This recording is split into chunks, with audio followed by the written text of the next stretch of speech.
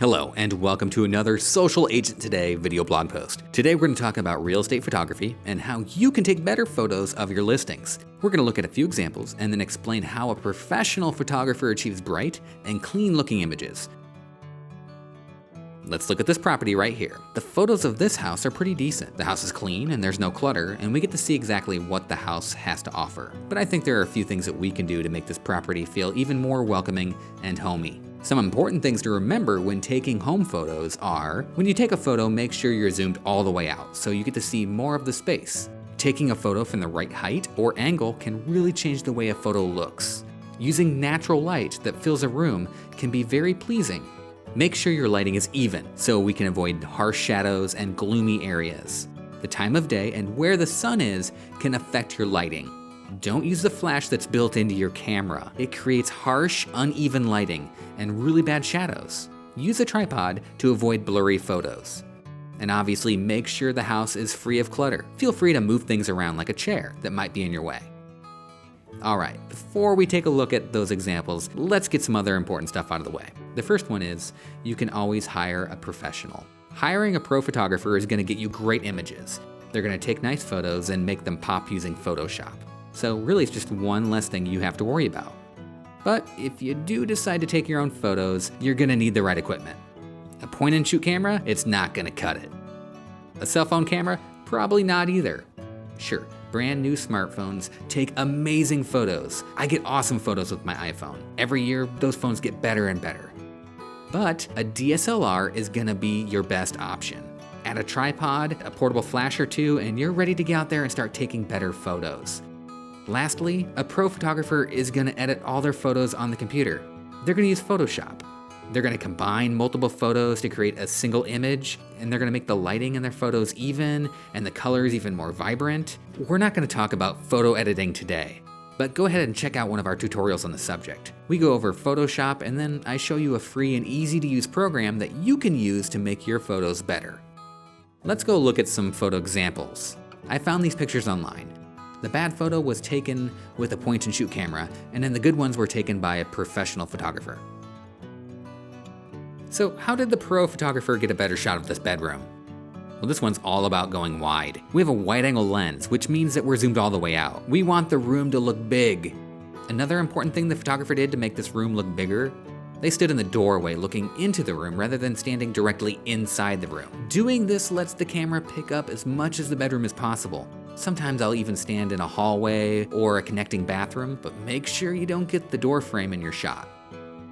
Wow, look at that backyard pool. This is a giant selling point for this house. I want that pool to really stand out. It's a decent sized pool, but if you take the camera and set it up low and then closer to the pool, it really looks huge. This is where camera placement can really make a difference. Things that are closer to the camera will appear larger. Another thing to notice here are the colors. The pro photo is much more colorful. We want that pool to look blue and refreshing. This was likely achieved with photo editing software. They raised up the saturation of the colors, but it's important not to overdo it. You still want this to look natural. And of course, we need the sky not to be overexposed. This means the sun needs to be in the right place. If the sun was right over there on the neighbor's roof in the background, we would get white sky and our photo would be all hazy, just like this next photo. This bad photo is all fuzzy. We want our photos to be vibrant and sharp. So why is it fuzzy? See that window there in that back room? It has so much light coming through it. The room with the pool table is just too dark in comparison to that back room. With the camera looking directly right at that bright window, we get a lot of that light bleeding over our pool table, and that window isn't making our pool table room any brighter.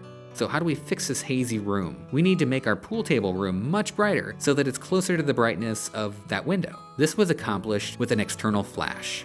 If we use that flash and point it directly at the table, we're gonna get really bad shadows in the background, and we don't want that. So we're gonna need to bounce that flash. This means I'm gonna point my flash towards the ceiling. This way it will bounce off the ceiling and spread evenly throughout the entire room. I bounce my flash on almost all my photos. So let's say you don't have a flash. Well, avoiding overexposed windows can be really difficult if you don't have the right equipment. If you're having trouble, just remember, you can always close those blinds.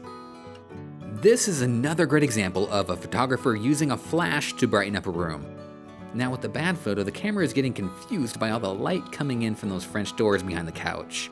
So we have an overexposed picture, but yet we have all these dark spots, and especially right there in front of the couch. Patchy spots are going to be a problem when you're relying purely on natural light. Another small thing the pro did was include part of the ceiling. We have high ceilings in this room, so you might as well show them off.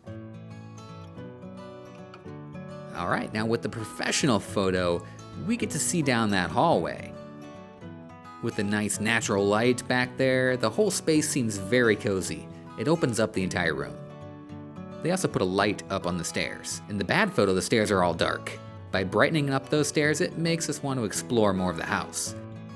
The bad photo is evenly lit, but this is a great example of why natural light needs to be used. You can totally tell that the room isn't getting much sunlight. All you gotta do is open the blinds, and we can make it much sunnier. In the bad photo, you can actually see that the windows are perfectly exposed, so there's no reason to keep the blinds on the French door shut. Open those babies up and make this TV room look much more comfortable. This is our exterior shot. The bad photo is taken with a wide-angle lens, zoomed all the way out. In a tight space, this would be the thing to do, and we've been doing that all day with our inside shots. But we're outside, and we have a lot of available space. The wide angle makes the house look a lot different than what the human eye is gonna see. The pro stood back and then zoomed in a bit. They probably were actually just standing across the street. Being zoomed in a bit makes the image look natural, and look at how blue that sky is. The bad photo looks pretty boring in comparison. How do you get such a nice blue sky? The sky in the bad photo is overexposed, causing the sky to be white or even a gray color, even if in person it looked blue. Your camera is setting the exposure for the house, not the sky. So the house looks good, but the sky is way too bright. There's two ways to fix this. First, you can take the photo at a different time of day. If the sun is behind the house and not lighting up the front, we're not gonna get a good photo. Go ahead and look out your window right now. Notice how the sky is bluer in certain spots depending on where the sun's located. The sky is gonna be a bit bluer away from the sun. The second thing to do would be to take two photos and then combine them in Photoshop.